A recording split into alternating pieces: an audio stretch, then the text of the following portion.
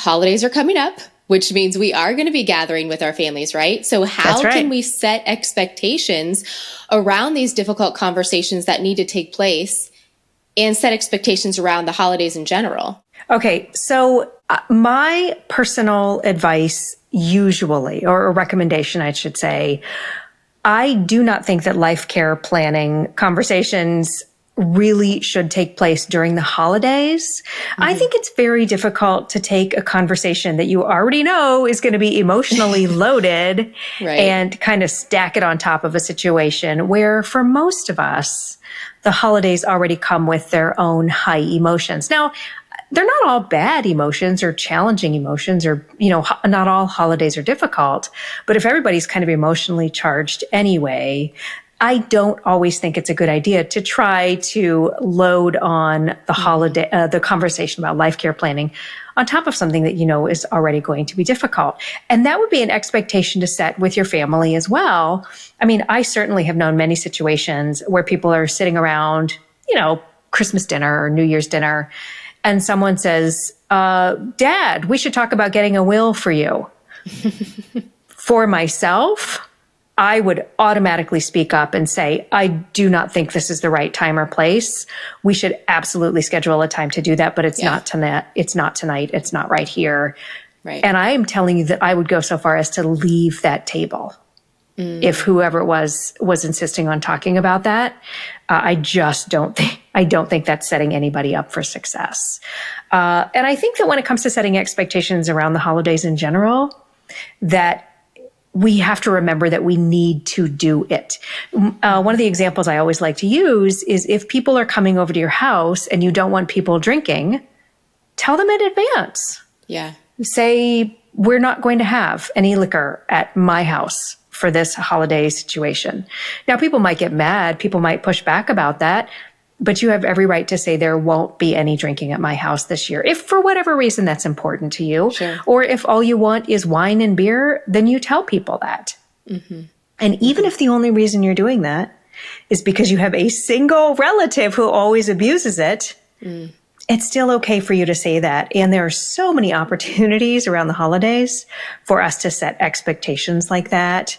And I would say start with situations that you're probably going to be the most uncomfortable with and make sure that you have expectation discussions in advance, if at all possible. Right. And I think that will make the holidays feel less heavy.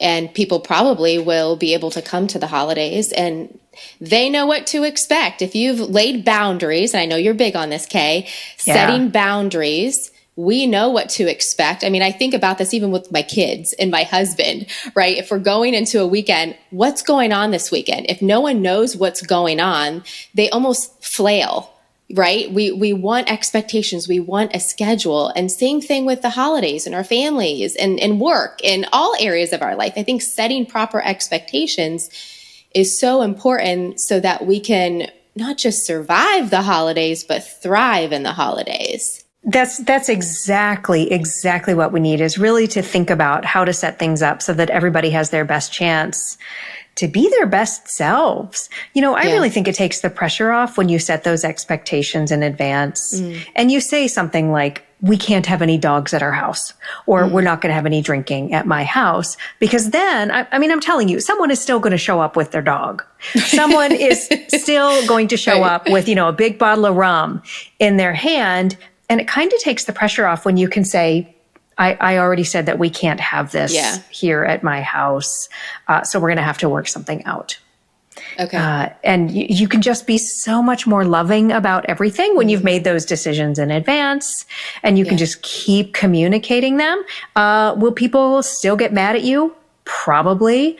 But that's just not something you have to be responsible for. If you have family members who are well known for breaking all expectations and being disrespectful in that way, then at least you can be prepared for how to handle people like that.